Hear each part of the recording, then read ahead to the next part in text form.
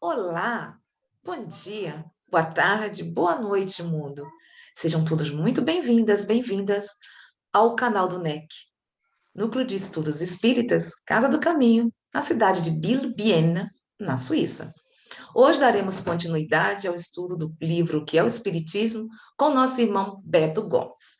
Beto, estamos no capítulo 2, Noções Elementares do Espiritismo, Comunicação com o Mundo Visível, e você vai continuar no item 24, não é isso, meu irmão? Então, Sim. seja bem-vindo, receba mais uma vez esse abraço, gratidão.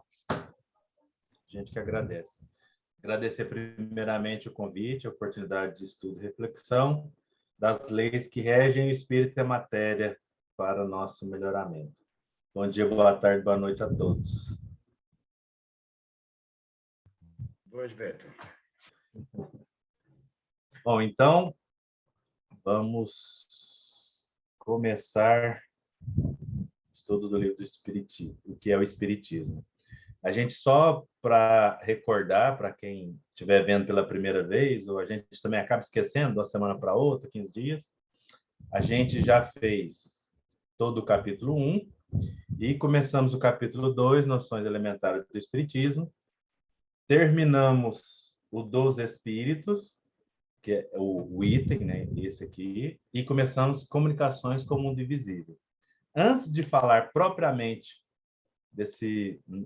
do item 24, a gente vai passar rapidinho no 22 e no 23, que o Charles fez da última vez, só para a gente recordar, porque é importante recordar esse pedacinho para continuar no 24. Então, no 22, é perguntado se, admitido a existência e sobrevivência da individualidade da alma, que é o que foi visto no capítulo, no item anterior dos Espíritos, o Espiritismo reduz a uma só questão principal. Serão possíveis as comunicações entre as almas e os viventes? Então, a pergunta é, primeiro, a gente precisa compreender e entender e acreditar que existe algo além da matéria, que é o ser espiritual. Existindo isso, entendendo isso, admitindo isso, é possível que há comunicação entre o mundo físico e o mundo espiritual?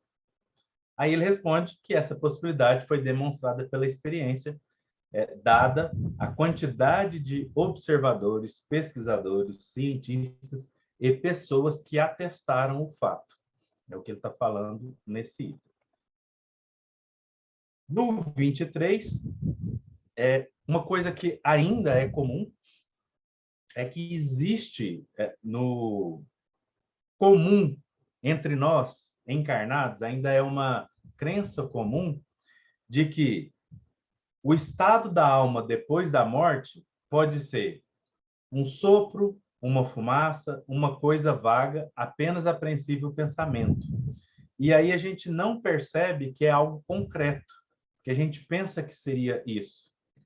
E a gente entende que, mesmo que as palavras podem nos escapar, devido o espírito ser muito etéreo, fluídico, etc., e talvez por isso a gente tenha esse pensamento de sopro, fumaça, coisa vaga, isso é para a nossa percepção física, porque lá no mundo espiritual não é assim.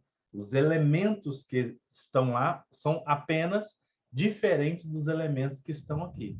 No entanto, são elementos também, vamos falar, físicos de forma diferente. Então, na verdade, em lugar nenhum é um sopro ou uma fumaça. Isso é só uma forma filosófica de dizer. Por que filosófica? Porque lá no original hebraico, por exemplo, a mesma palavra de vento é espírito. E por que se utilizava ela desse jeito?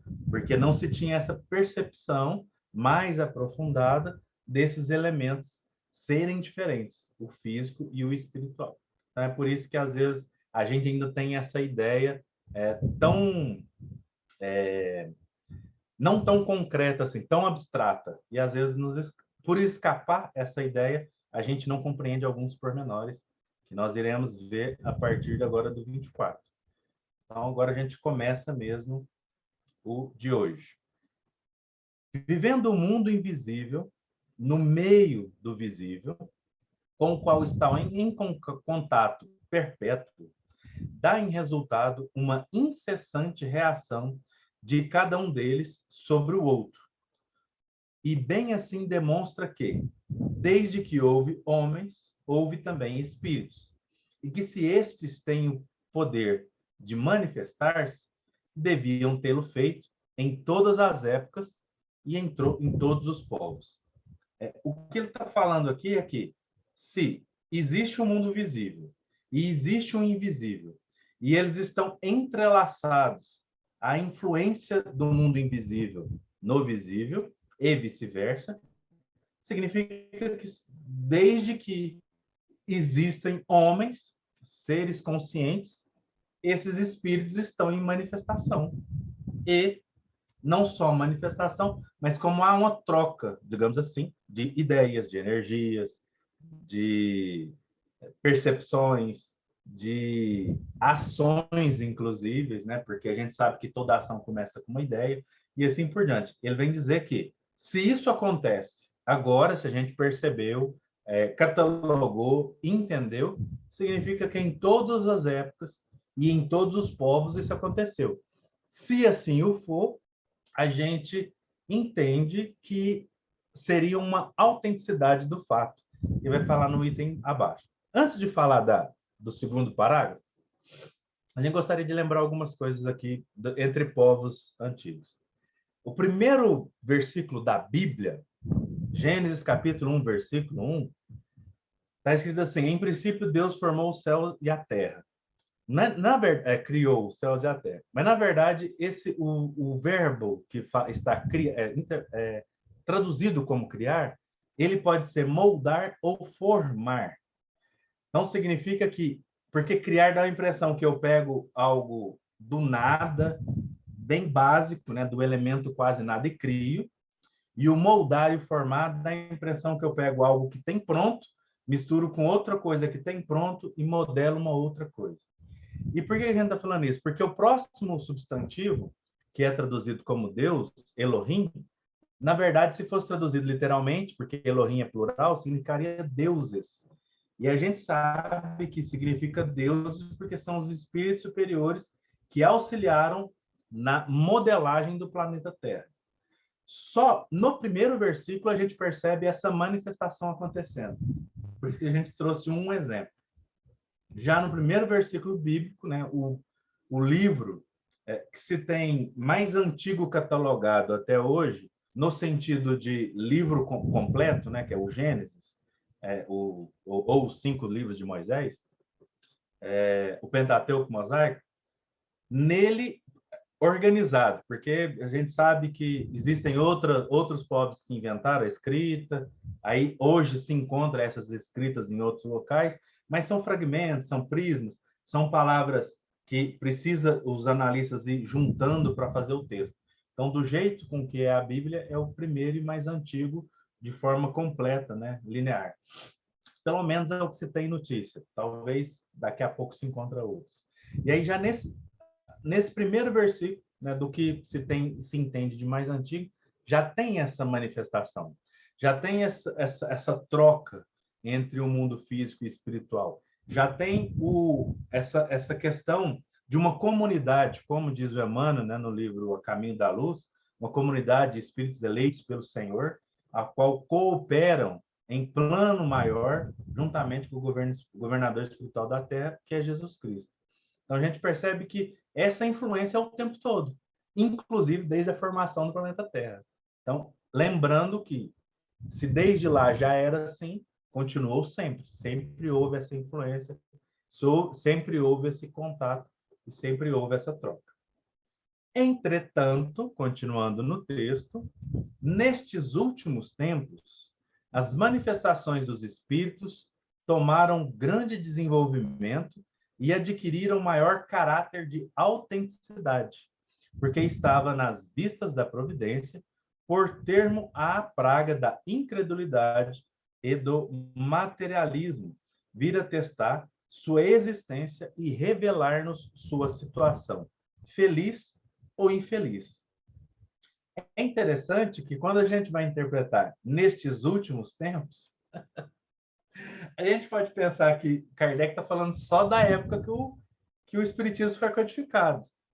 Mas se a gente pegar o tempo da Terra, aproximadamente 4,5, 4,6 bilhões de anos, desde que a humanidade virou civilização, pode ser nesses últimos tempos, né? Se o tempo do planeta Terra fosse um relógio de 24 horas, nós estaríamos no último segundo de civilização. Um segundo, apenas um segundo de civilização. Então, nestes últimos tempos, pode ser. Por exemplo, os últimos 12 mil anos, 30 mil anos. No entanto, quando ele coloca de forma categórica, né, nesses últimos tempos, a autenticidade, a gente percebe que ele consegue comprovar que os espíritos que estão falando são consciências que estavam na Terra dotadas de um certo conhecimento. O que quer dizer que, geralmente, aquela pessoa que se dedicou e debruçou em um campo de conhecimento, ele não vai ter tanta facilidade em falar de outro campo de conhecimento muito diferente. Por exemplo, se é um artista, pintor, muito evoluído e viveu várias reencarnações como outras funções, ele consegue vir trazer outros detalhes. Mas se ele reencarnou muitas vezes e traz essa coisa da arte com ele muito presente, talvez você faça uma pergunta, e não é um espírito tão evoluído, talvez você faça uma pergunta extremamente científica e profunda e ele tem alguma dificuldade em responder. Aonde a gente vê isso? Se a gente pegar o comecinho do livro dos médiuns, a gente vai ver, por exemplo, tem um espírito lá no, se não me engano, no capítulo 2 dos métodos, salvo engano. A gente vai ver que é perguntado para ele como que ele pega algo físico, uma pedra, se não me engano, e joga na casa da pessoa. E ele tenta responder de uma forma, e ele tenta explicar como que soma um objeto de um lugar e do outro, e o espírito de Erasto é evocado para responder. E o Erasto responde de uma outra forma, falando que a resposta do espírito estava equivocada. Ou seja, ele produz o fenômeno e não sabe como. O Erasto, que é o espírito superior, explica como. Isso demonstrando que o caráter de autenticidade, no sentido de entender a grandiosidade ou não do espírito, é comprovado naquele conhecimento real que ele tem, ou não do que ele está falando. Isso o Kardec traz que é importante para a gente evitar ou acabar com a incredulidade e o materialismo. Por quê? Porque o materialismo ele é aquilo que nos corrói e ele adoece a nossa espiritualidade. Essa é a verdade. Quanto mais a gente se entrega ao materialismo, menos importância a gente dá à espiritualidade. Pelo menos a maioria das pessoas. É claro que existem grandes exceções. E quanto mais o materialismo está presente entre nós, maior pode ser a incredulidade. E aí o que acontece? Essa incredulidade não quer dizer que seja somente nas coisas espirituais. A incredulidade na vida. Porque se a vida não tem sentido nenhum, para que viver? E se o viver não é importante, por que os outros devem viver? E por aí a gente já percebe que o amor pode esfriar bastante, e nós podemos nos machucar outras pessoas e não sentir nada com isso. Então, pode ir levando isso a caminhos difíceis de retornar. É por isso que ele fala que, durante muito tempo, se colocou de qualquer forma a espiritualidade, durante muitos séculos, nós comercializamos a espiritualidade, e isso trouxe uma incredulidade muito grande. Aí, os séculos 18 e 19 veio com muita força essa questão do materialismo, tentando tirar ao máximo possível a espiritualidade, porque entendeu que essa dita espiritualidade ela era errônea, falsa, não servia para nada, e ela só servia como ferramenta de dominação. Então, aí, quando Kardec vem demonstrar o porquê e para quê e como essas manifestações acontecem, ele entende que é a providência mostrando que é o fim, o final, a forma de acabar com a incredulidade e o materialismo. Beto, eu queria. Você não viu, não, é porque eu levantei a mãozinha sobre o parágrafo anterior. Então, está bem explicadinho aqui com os indígenas, todos os povos que tinham essas manifestações, principalmente com os ancestrais, né? Os índios, que eles cultuam, pelo menos eu não sei, pelo menos cultuavam, eu não sei agora como está, como tudo, a comunicabilidade com os ancestrais. E também vamos ver que era tão mais simples como eles tinham essa comunicabilidade com o mundo espiritual do que hoje. Era natural. Eles tinham, lembra o pajé? Pajé também, que curava. Olha aí, quando vamos estudando, fica tudo mais claro, né, Beto? Vamos entendendo desde que existiu o espírito, sempre teve a comunicabilidade, supostamente, né? Zélia, é, os evangélicos, eles conseguiram entrar, porque até um tempo desse, até foi proibido entrar. Mas, do momento que eles entraram, eles tiraram assim, muita cultura dos índios. Não entendi, não, Marilena, mas tá tudo bem. Como assim?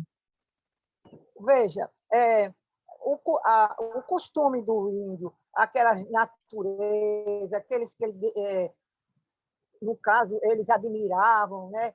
O ritmo deles de orar para o... Né? Para a natureza.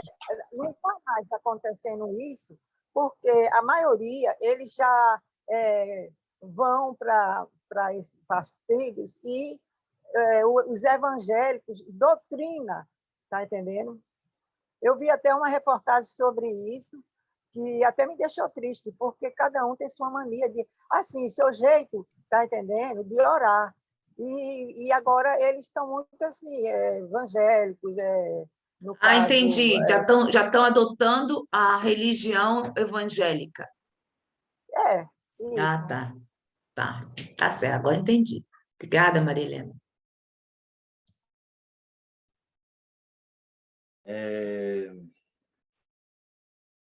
Acho que eu vou continuar o estudo. Eu pensei em comentar isso, mas acho que é longe.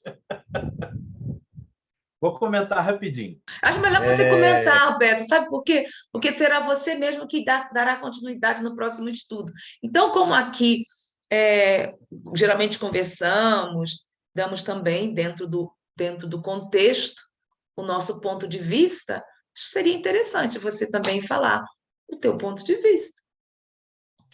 Na verdade, Maria Helena, se a gente for parar para analisar, existe uma discussão acadêmica profunda e provavelmente extremamente grave sobre isso hoje no Brasil, porque entende-se que os indígenas são os verdadeiros brasileiros, né? Porque estavam aqui quando foi descoberto o país.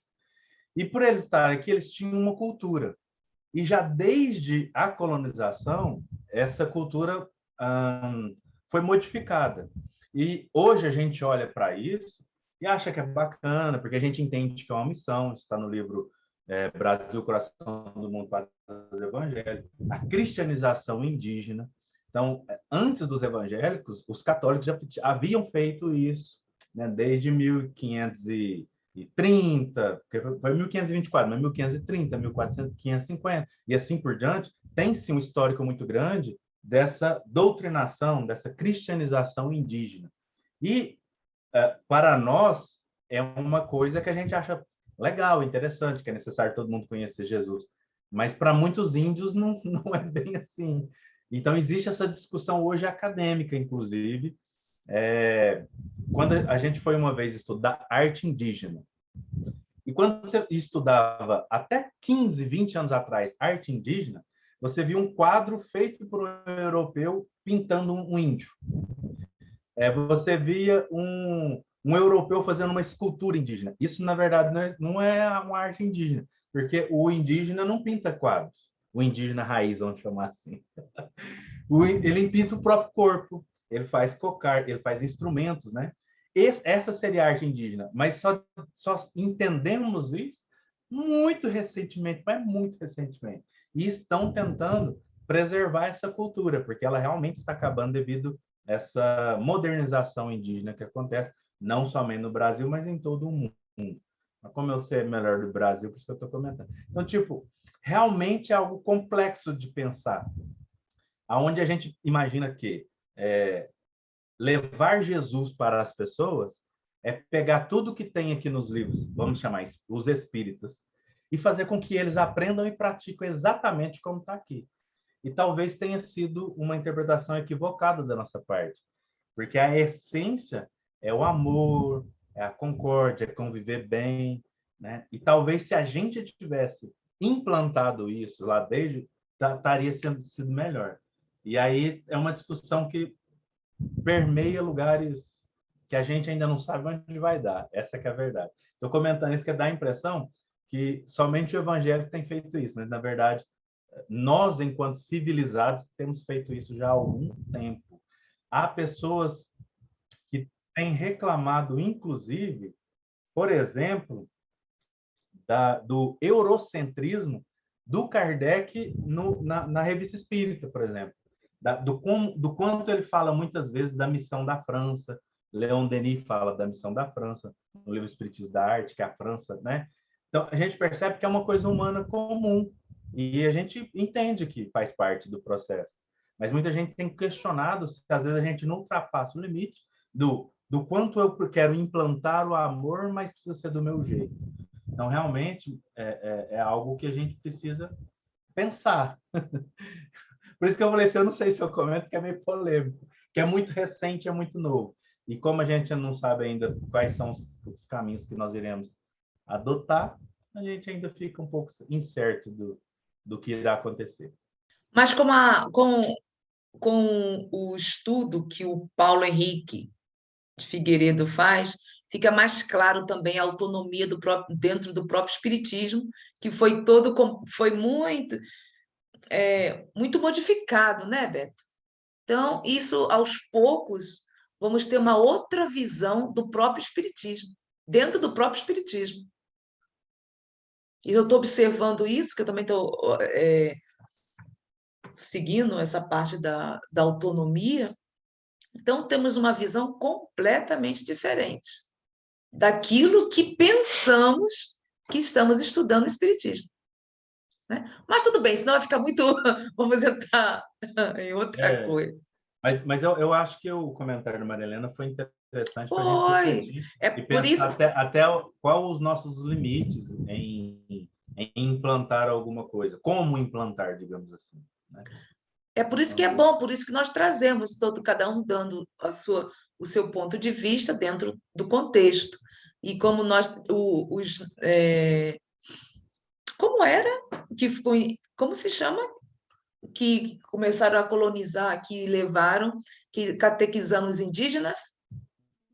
Como é que era que chamava aqueles padres? Não eram padres, jesuítas. Jesuítas, padres jesuítas. Eles já tinham um objetivo, né, quando chegaram ao Brasil, mas tudo bem. Vamos lá. Vamos lá. Então, vamos para o item 25. As relações entre os mundos visível e invisível podem ser ocultas ou patentes, espontâneas ou provocadas. É uma afirmação. Aí o Kardec vai aumentando a gama de explicação. Os espíritos atuam sobre os homens ocultamente, sugerindo-lhes pensamentos e influenciando-os de modo perceptível por meio de efeitos apreciáveis aos sentidos. Apesar de estar a palavra oculto, ele diz que quando a gente percebe que isso acontece, é mais ou menos assim. Você está com um problema, não consegue encontrar a solução, e aí, de repente, vem aquele estalo e vem uma ideia que você fala assim, não, mas eu nunca tinha pensado nisso antes. Então, não é uma ideia sua. Acontece muito conosco que fala em público, que faz palestra. Você estuda, e na hora de falar, sai uma coisa e você fala, caramba, que bonita, você sabe que não veio de você, sabe que veio, é uma intuição mais profunda, quando raramente acontece essa possibilidade desse intercâmbio mais profundo com seres superiores. Então, é o que ele chama de oculto, não é um oculto de escondido, é de uma percepção muito difícil da gente perceber, porque nós estamos muito materializados. E aí ele continua falando desse outro tipo, digamos assim. As manifestações espontâneas se verificam... deixa eu pôr aqui para mim, é porque tem hora que tampa. Se verificam inopinadamente e de improviso. Produzem muitas vezes entre as pessoas mais estranhas às ideias espíritas, as quais, não tendo meio de explicá-las, as atribuem a causas sobrenaturais. As que são provocadas dão-se por intermédio de certos indivíduos dotados para isso de faculdades especiais e designados pelo nome de médium. Então, ele vem falar que as espontâneas pode acontecer com qualquer pessoa, mesmo que não conhece espiritismo, mesmo que não acredita, mesmo que não estuda, ela acontece vez ou outra, e às vezes não consegue explicar por que ela se dá, né? Por qual meio ela se dá. E as provocadas são aquelas que geralmente, muitas das vezes, quando o médium se prepara, se organiza para que ela aconteça, né, ali, marcando ali um momento, local, etc., para que ela aconteça e ela tem, digamos, um formato para acontecer. Eu demorei a dizer porque a gente fala muito controle, mas controle não é uma boa palavra em se tratando de mediunidade. Não é o ideal. Você tem um meio para conseguir fazer, é o que é chamado de mediunidade com Jesus, né, hoje em dia, mas o controle, se você tiver total controle, não é totalmente mediunidade. Talvez seja mais animismo, se a gente controla tudo. Então, a gente controla até certo ponto e permite, como instrumento, ser instrumento desses espíritos que chegam até ali. Então, é um controle, digamos, mais ou menos controlado. O importante é que a reunião e o momento seja sério e os fins sejam dignos e belos, porque senão a gente pode ir por caminhos perigosos e muito ruins. Alguém quer comentar essa parte? Perguntar? Complementar? Etc. Eu quero perguntar. Pode ser? Então, assim, ó, quando uma pessoa, ela não quer ver um espírito, por exemplo, ela se nega a isso, ela nunca viu, e de repente ela passa a ver. Não é o meu caso, tá? Não acontece isso comigo. Isso vem dela ou o espírito tem algum poder para se manifestar, para aparecer? Bom, no livro dos médiuns o Kardec ele faz uma catalogação de que existem possibilidades. Existe a possibilidade do espírito querer se manifestar, é necessário, na maioria dos casos, raras exceções, de um médium de efeito físico, ou seja, que seja suficientemente, existam elementos suficientes, a maioria é conhecido como ectoplasma, mas há outras possibilidades, mas vamos ficar só com esse, de que, tendo esse elemento, ele consiga se manifestar para se fazer presente e ser visto, notado, né, percebido. Existe esse tipo de manifestação. E existe a manifestação que apenas um momento é autorizado que esse espírito apareça para que aconteça alguma coisa, um despertar, uma informação, algo de um plano maior ou não tão maior assim, porque os espíritos não tão evoluídos também têm essa capacidade, acontece com muito menos frequência, mas eles têm a capacidade de se organizar para que isso ocorra. E existe também a possibilidade da pessoa ser médium mesmo, e é onde que o Kardec vai falar que ele categoriza o médium, que a gente chama de médium ostensivo, é quando esse fenômeno se dá, e a partir do momento que ele se dá, ele começa a se dar com uma certa frequência. Quando ele se dá de forma esporádica, é por algum desses outros motivos. Seja para entender a missão, seja para ter um despertar, enfim, os motivos são extremamente variados, mas ele é esporádico. Ele só é constante quando é um médium, o que a gente chama de ostensivo, para ficar didático.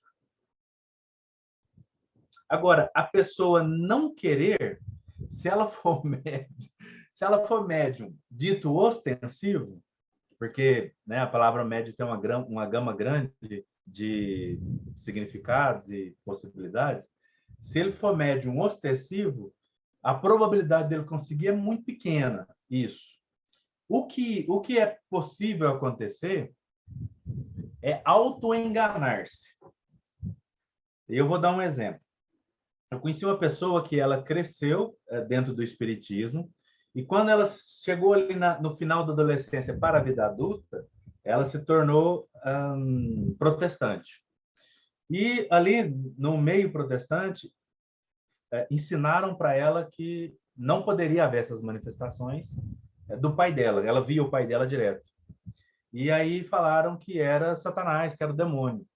A partir do momento que ela pôs na cabeça que era, ele apareceu uma vez e ela viu, eu sei quem é você. E ela viu a figura se transformando em demônio na cabeça dela. Isso se chama ideoplastia.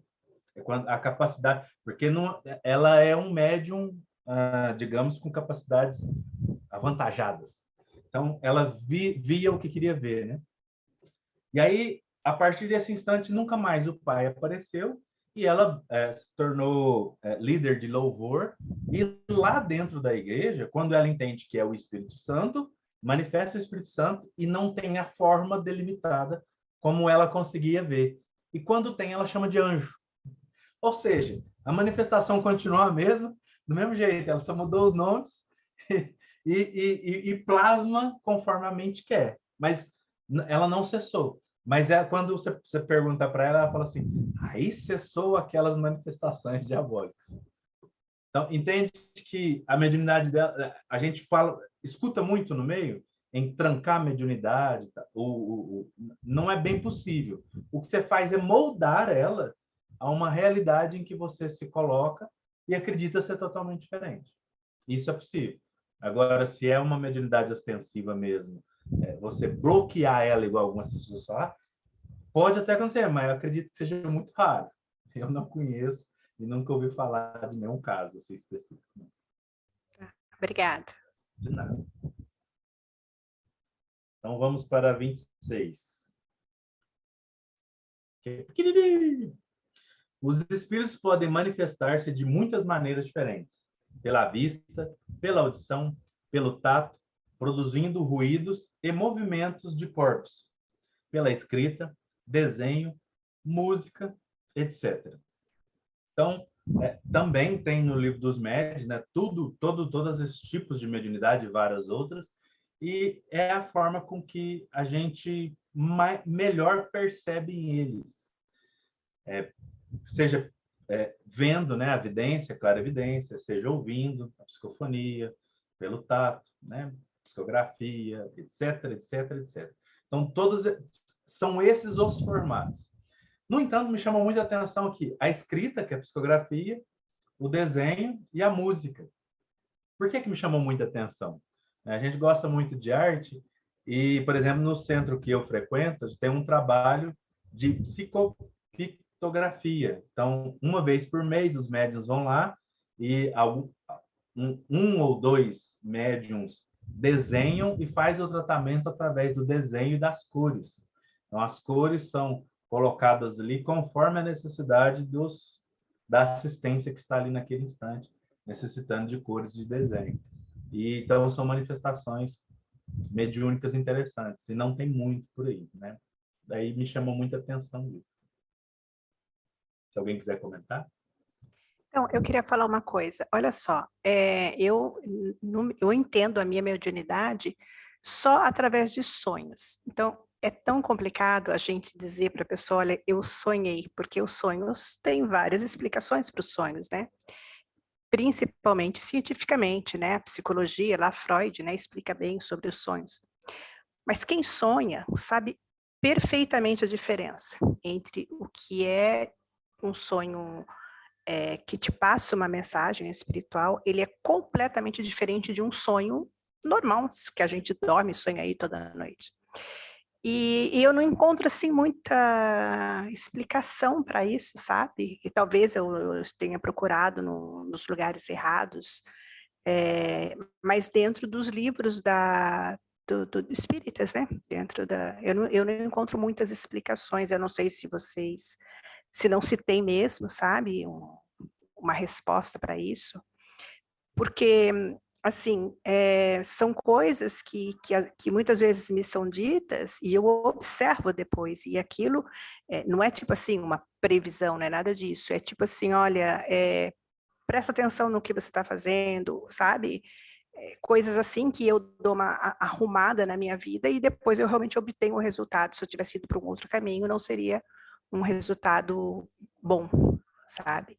Então, eu não sei se você sabe onde que se trata, né, dessa parte dos sonhos. Eu sei que tem, eu já vi em algum dos livros, mas não assim que você consiga fazer essa diferença entre o seu sonho e o sonho, uma mensagem. Essa questão do sonho é porque ela é muito complexa. O próprio André Luiz, ele fala que os nossos sonhos, na maioria das pessoas, e não estou dizendo que é o seu caso, né, mas na maioria das pessoas, como é tudo muito misturado, fica difícil retirar o que é a parte mediúnica e o que não é da parte mediúnica. A mescla, como você citou psicologia, né, a mescla do que foi o meu dia, do que foi o meu ano, do que foi a minha vida, com o que eu estou sentindo, o que eu acredito, as minhas crenças, com o espiritual. Aí, quando mescla tudo isso, pode haver uma confusão e, ao interpretar, pode haver muito equívocos. Por quê? Porque o nosso cérebro, ele traz informações que são conhecidas para ele. O que é desconhecido, ele busca algo parecido.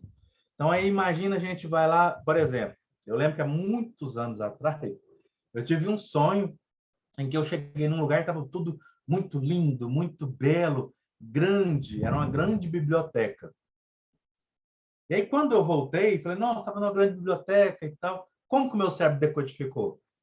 Nuvens, e atrás até das prateleiras dos livros tinha aquela fumacinha de nuvens, porque era no plano espiritual, era o que o cérebro trouxe. Agora, você perguntar assim, como que era? Não sei, foi o que o cérebro trouxe. Então, devido a essa dificuldade de informações, que as coisas espirituais não são percebidas por nós muito palpável, muito tangível, por serem coisas diferentes, elementos diferentes, muitas pessoas têm dificuldade de escrever sobre isso, de estudar sobre isso, porque já se utilizou disso para falar e demonstrar muitas coisas ruins. Vou dar um exemplo que eu ia trazer lá nos itens anteriores e não trouxe porque a gente deu outros exemplos. No Antigo Testamento, 1 Samuel, capítulo 28, o rei Saul, ele percebe que os filisteus estão ali envolvidos ali por um monte de gente, ele percebe que vai perder a guerra, e ele pergunta aos profetas, um monte de gente ali, e ninguém responde. E havia um grande profeta que já havia desencarnado, o profeta Samuel. Ele procura esse profeta Samuel, morto, fala, procura lá a pitonisa. Ali há um equívoco de tradução na maioria. A maioria das traduções está escrito médium, mas essa palavra não existia naquele tempo, né? Seria pitonisa, a que consulta um espírito familiar. Tem algumas traduções que usou feiticeira, também está equivocado a tradução, mas ele vai lá e procura essa mulher. Ao procurar essa mulher, ele vai escondido, não demonstra que é o rei, porque ele tinha proibido existir esse tipo de pessoa lá. E aí ele vai escondido e, enfim, acontece um processo mediúnico e ele fala com o profeta Samuel. E o profeta Samuel fala, você sabe, porque Deus se afastou de você por causa das suas escolhas, tudo que você fez. E acredite, amanhã mesmo você e seu filho estarão comigo, ou seja, vocês vão morrer. A palavra amanhã pode ser amanhã de tempo ou pode ser um tempo, algum tempo. E quando a gente vai ler lá, percebe-se que passou pouco tempo. Talvez, não dá para ter certeza, mas talvez um dia, talvez 3 dias, talvez uma semana. Mas em um pequeno tempo, ele realmente foi assassinado.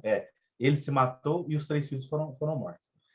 E por que a gente está comentando isso? Ele fala, nesse instante, que ele fala, eu tentei falar com o Senhor e ele não me respondeu, nem através dos profetas, nem por sonhos e nem diretamente.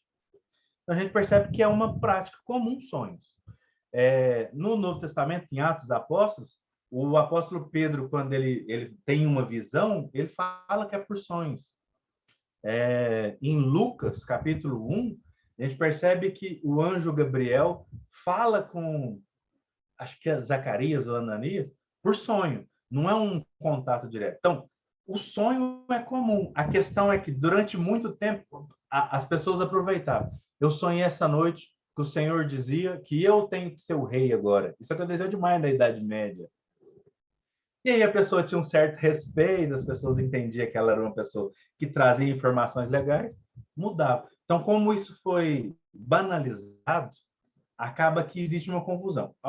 Até hoje, eu conheço um estudo muito bom e mais aprofundado sobre sonhos, que aí esse eu recomendo, e nele ele vai te dar várias referências bacanas. É do Jorge Alahá, que é de Rondônia, e chama Sonhos, Traumas... Bom, me manda um WhatsApp que eu te mando, eu não lembro o título da palestra, que é um seminário grande. Esse eu recomendo. De recomendação é o único que eu tenho, que realmente é muito bom. Os outros Roberto, mas no Livro dos Espíritos, segunda parte, capítulo 8º, Emancipação da Alma, ele tem dizendo aqui, na questão 402, ele explica, como já havíamos comentado, quando estava, os sonhos são o produto da emancipação da alma, que se torna mais independente pela suspensão da vida ativa e de relação. Daí uma espécie de clarividência indefinida, que se estende aos lugares ou mais lugares, os mais distantes, ou que jamais se viu. E algumas vezes, mesmo os outros mundos. Daí também a lembrança que retraça na memória, os acontecimentos verificados na existência presente ou nas existências anteriores. Então, aí ele vai falando muito e esclarecendo sobre o sonho, o Selma, da segunda parte, capítulo 8º, Emancipação da Alma. Eu conheço essa parte. Uhum. Então, como o Beto falou, é muito amplo isso, né, Beto? Porque pelo menos as pessoas que nós tivemos contato sobre essa premonição entre sonhos, fica até meio complicado dizer se realmente é uma mediunidade ou se nós estamos conversando com os espíritos e eles dizem, olha, Zélia, como aconteceu comigo, olha, Zélia, você deveria iniciar o estudo online. Mas aí quando eu retornei, mas que sonho é esse? Eu vi olha que eu não tenho não me recordo geralmente dos sonhos, mas nós sabemos diferenciar perfeitamente, né, Selma? Perfeitamente quando é um sonho, mas isso é perfeito, porque a gente se lembra e os detalhes são minuciosos. Então, a pessoa, muito conhecida entre nós, falando, inicia o estudo online. Aí eu não quis iniciar, esse negócio tá... eu não quis. Meses depois, antes da pandemia, senti a mesma pessoa falando online, disse, não, então realmente é verdade, o que ele conversou comigo em sonho. Então, é complicado e nós sabemos até se realmente isso é uma mediunidade ou se nós, como nós estamos conversando aqui, a comunicabilidade que é incessante entre o mundo espiritual e o mundo físico e fica ainda mais sutil quando estamos com a liberdade do espírito. Aí fica meio complicado em saber, em diferenciar se realmente é uma mediunidade ou que você tem essa capacidade, ou por algum motivo, esses espíritos estão conversando contigo para poder te prevenir, auxiliar, ou é um conselho, são conselhos, geralmente. Eu não sei como é que é, mas comigo são conselhos. Isso acontece... No meu caso, nem sempre é aconselhamento, normalmente não é aconselhamento, é um ensinamento. Ah, tá, então. E o que é mais interessante é que eu vou descobrindo, principalmente dentro das obras espíritas, o que me foi ensinado. Então, eu dou um exemplo. Isso há muito tempo lá, eu acho que tinha, sei lá, uns 15 anos, eu sonhei, a gente sempre tem aquela ideia, quando você é criado na igreja, do céu, né? Ou do espírito, como a gente vê, né? Não tem forma, não tem, né? Enfim, é uma fumacinha, né? As nuvens, enfim. Então, por exemplo, eu sempre ficava me indagando, né? Como assim, né? Você morre, vai para o céu, mas lá só tem nuvens, enfim, essas coisas. E eu fui levada uma vez num sonho e foi me mostrado. Eu estava num quarto, foi só isso. Eu estava sentada numa cadeira, tinha cama, tinha móveis, tinha porta, enfim, era um quarto. E eu fiquei tão impressionada com aquilo, e então alguém me dizia assim, olha, eu falei, como isso é possível, né? É igualzinho, eu lembro que eu bati o pé no chão, né? Tinha chão. Aí ele falava assim para mim, olha, você precisa entender que existem matérias diferentes, né? Existem coisas que você ainda não tem capacidade de entender, mas pensa que aqui é igual lá, só que com matérias diferentes. E eu realmente não entendi na época, eu era, enfim, né, do interior, não entendia nada sobre matéria, inclusive. E aí depois, mais tarde, eu venho descobrir, né, que isso realmente existe. O mundo espiritual, a matéria é diferente. Então, esse é um exemplo, e teve vários outros exemplos que me foi dito e que eu depois descobri dentro da doutrina espírita. Então, eu acho isso assim muito interessante, quer dizer, não é um sonho qualquer, é uma informação que me foi passada, né, dessas dúvidas, dessa procura espiritual, que normalmente me é passada e que depois eu vou encontrar dentro da literatura. Mas isso é o que eu estou te dizendo, isso nunca é visto, não tem como você provar isso, né? Então, eu escrevo muitas vezes, mas como é que você prova uma situação que isso aconteceu antes de você conhecer a doutrina, por exemplo? Mas foi o que me aconteceu. Várias situações em sonho, que depois eu fui descobrir dentro da doutrina que aquilo era possível. Então, Continua escrevendo, Selma, continua escrevendo, porque nós não sabemos o que realmente, às vezes, a espiritualidade está pretendendo te chamar a atenção nesses momentos. Por quê? Eu te digo isso. Comigo, foram raras as vezes que aconteceu como você, com mais frequência. Eu estive no meu próprio túmulo, ou seja, meu próprio enterro em uma encarnação. E me disseram, eu me chamava Anne Spiegel, o meu pai era dono de uma, como se chama, gente? Fazenda? Não, Vinha Cultura, pode ser? Vinicultura. Que tinha assim, que vendia vinhos, tinha o nome do vinho, estava, não vou fazer propaganda, não. Então, o meu nome estava, tinha a minha, que não é fotografia, que depois eles me explicaram, se chama um tipo de esfinge, me explicaram no centro. Tinha o meu cabelo, que sempre foi encaracolado, aqui em pé, cheios de caixinhas. Isso ocorreu com trauma no Brasil, quando nós fomos assaltados, foi muito feio. Então, eu fui levada a ver o meu próprio enterro, como Anne Spiegel, e foi na Áustria.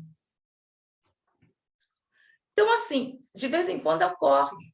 Foi o que ocorreu. Aí tinha uma pessoa que estava me acompanhando, aí explicando, tudinho direitinho. Você vê, depende eu acho, para mim, tá certo, o Selma, porque para mim, no meu caso, quando é alguma coisa referente ao NEC, eles dão conselhos. Ultimamente tem sido conselhos. Depende das minhas fases. Então, neste caso, foi uma comunicação perfeitamente que eu me lembro. Outros, eu fui levada a estudos. O mais recente foi que eu me encontrei com uma pessoa daqui e que nós estávamos estudando. Então, para mim, assim, isso é normal. Há uns 10 anos atrás, era todo o grupo em função de uma atividade do Centro Espírita que eu fazia parte. E nós fomos fazer um curso. Não foi um curso, foi um seminário no mundo espiritual. Então, deu para entender? Então, assim, mas isso para mim são raros, mas quando ocorre, é detalhado. Eu sempre escrevia, mas depois, agora, não. Seria bom que você escrevesse, porque nunca se sabe. Porque se eu tivesse escrito o que ocorreu, eu não teria tido tanta dúvida, teria confiado mais na espiritualidade do que as próprias pessoas que eu fui perguntar quando eu retornei. Desculpa, viu, Beto, mas às vezes é bom esclarecer, é bom conversarmos sobre isso. Vai, 8h25. E com essas ideias, as experiências, às vezes eu não vejo como mediunidade. Eu, particularmente, não vejo como mediunidade. Porque como ocorre isso, para mim, é natural, como se fosse um contato com as pessoas, com um grupo, em locais, vários. Para mim, é que eu vou para determinado local ou conversam comigo. Então, eu não vejo isso como mediunidade. Você me desculpa. Para mim, eu não vejo como mediunidade. E sim, eu sou levada para determinado local, converso com determinadas pessoas, quando há uma necessidade. Para mim, é quando há uma necessidade ou quando eu tenho que me lembrar, porque eu peço para que me lembre e que eu esteja acompanhada pelo meu protetor espiritual, para continuar trabalhando, porque eu falo assim, olha, eu quero continuar trabalhando.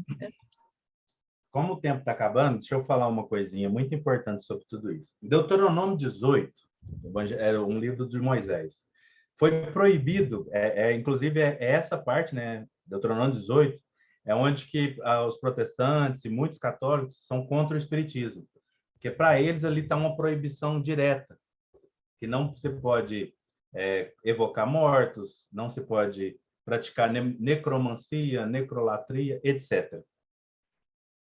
Por que Moisés proibiu isso? Porque existia um abuso muito grande. A mediunidade, ela já sempre que o mundo é mundo existia, né? Ela existe.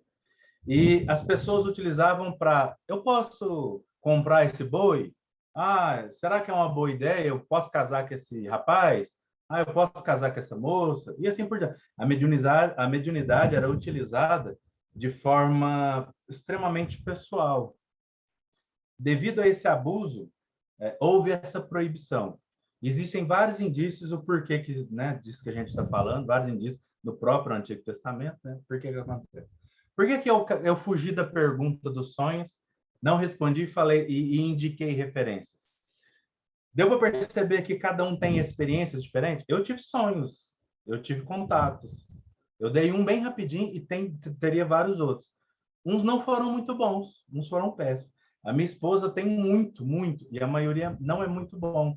Ela tem a mediunidade de bilocação e muitas vezes, né, espíritos menos instruídos aproveitam desse momento para levar ela para lugares não tão bons, que ela não tem, apesar dela ser espírita de berço, ela tem dificuldade em se organizar para dormir, conforme é recomendado. Então, o que acontece? Sempre que existem interferência espiritual, é mediunidade. Só é mediunidade ostensiva quando você utiliza ela no que a gente chama de trabalho. No entanto, o contato espiritual é mediunidade. E a mediunidade ostensiva só é bacana, conforme o Kardec, a codificação espírita, a doutrina espírita vem trazer, quando ela é pautada em alguns preceitos. Então, parece que existe alguns regulamentos mas não é um regulamento, é um preceito para a gente se organizar, estar bem, se equilibrar para que a gente execute da melhor maneira possível. Por exemplo, né, acabei de citar a minha esposa, por exemplo, e estou citando porque é público, ela fala isso para todo mundo, senão não escutaria. E aí, o que acontece?